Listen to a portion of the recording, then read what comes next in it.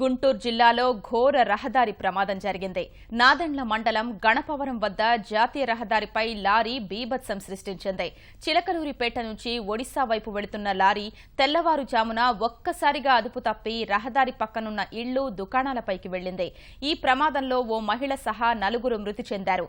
తేనీరు దుకాణం నిర్వహిస్తున్న దంపతులతో పాటు తేనీరు సేవించేందుకొచ్చిన మరో 2 దుర్మరణం పాలయ్యారు. వాహన చోదకుడు నిద్రమత్తులో ఉండటం వల్లే ప్రమాదం జరిగినట్లు తెలుస్తోంది. లారీ పూర్తిగా తేనీరు దుకాణంపైకి దూసుకెళ్లినందున భాస్కర్రావు, ఆయన భార్య పుణ్యవతి మరణించారు.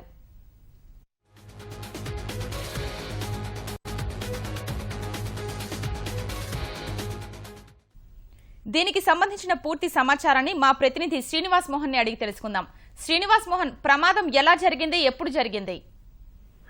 గౌస్య, ఈ నాదెండ్ల మండలం గణపవరంలో లారీ తెల్లవారుజామున 4 గంటల తర్వాత బీభత్సం సృష్టించింది. ఈ లారీ ముఖ్యంగా ఈ గణపవరంలో జాతీయ రహదారిని ఆనుకుని సుమారు 10 నుంచి 15 వరకు ఈ చిరు దుకాణాలు ఉన్నాయి. దీంట్లో టీ దుకాణాలు, అల్పాహారం, ఇతర వస్తువులను విక్రహించి దుకాణాలు నిర్వహిస్తూ అక్కడే పాకలు వేసుకుని నివాసం ఉంటున్నారు. అయితే రోడ్డు మార్జిన్ దాటి చిలకలూరిపేట నుంచి ఒడిశా వైపు వెళ్తున్నటువంటి లారీ రోడ్డు తాలూకు హద్దు దాటి మరి ఆ ముందుకు రావడం, సరైన డివైడర్లు కానీ లేకపోతే అక్కడ భద్రతాపరమైనటువంటివి, రక్షణపరమైనటువంటి చర్యలు లేకపోవడం వల్ల ఒక్కసారిగా లారీ నిద్రమత్తులో డ్రైవర్ ఉండడం వల్ల పాకలు ఉన్నటువంటి చిరు దుకాణాలు వాటి మీదకి వచ్చేసింది. దీంట్లో ఓ దుకాణంలో అప్పటికే నిద్ర లేచి తమ దైనందిక కార్యక్రమాలు నిర్వహిస్తున్న దంపతులు, అలాగే ఉదయాన్నే పొలం పనులకు వెళ్లేందుకు వెళ్తూ టీ తాగేందుకు వచ్చినటువంటి ఒక 2పై కూడా ఒక్కసారిగా ఈ లారీ దూసుకెళ్లింది.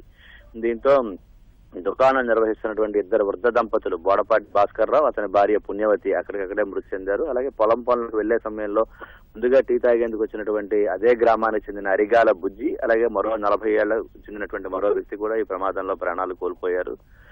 ఒక్కసారి అంటే గణపవరం జాతీయ రహదారి చిలకలూరిపేట నుంచి ఇటు ఒడిశా వైపు వెళ్లే ఈ చెన్నై భువనేశ్వర్ ప్రధాన జాతీయ రహదారిలో ముఖ్యంగా గణపవరం గ్రామం వద్ద కొంతవరకు ఈ రోడ్డు ఈ 4 రహదారులుగా ఉండే రోడ్లో కొంత గ్రామానికి దగ్గరగా ఉండడం వల్ల అక్కడ సరైనటువంటి రక్షణ చర్యలు లేవు. రెండోది ఆ రోడ్డు మార్జిన్ పక్కనే చాలా సంవత్సరాలుగా ఈ పూరిపాకలు వేసుకొని నివాసం ఉంటున్నటువంటి వ్యక్తులు కూడా ఉంటున్నారు. దీంతో ఒక్కసారిగా ఈ తెల్లవారుజామున లారీ డ్రైవర్ నిద్రమత్తులో ముందుకు రావడం వల్ల ఈ ప్రమాదం చోటు చేసుకుంది.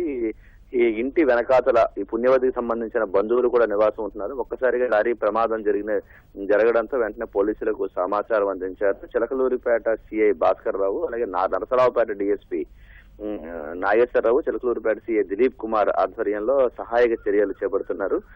మృతదేహాలను అప్పటికే దుకాణం పూర్తిగా ధ్వంసం కావడం, అలాగే మృతదేహాలు కూడా వేగంగా వస్తున్న లారీ ఒక్కసారిగా దుకాణంలోకి దూసుకొచ్చేయడంతో మృతదేహాలు కూడా బాగా నుజ్జయ్యాయి. వీటిని బయటకు తీసుకొచ్చి సహాయ చర్యలు చేపడుతున్నారు. గౌస్య, డ్రైవర్ ను అదుపులోకి తీసుకున్నారా శ్రీనివాస్ మోహన్?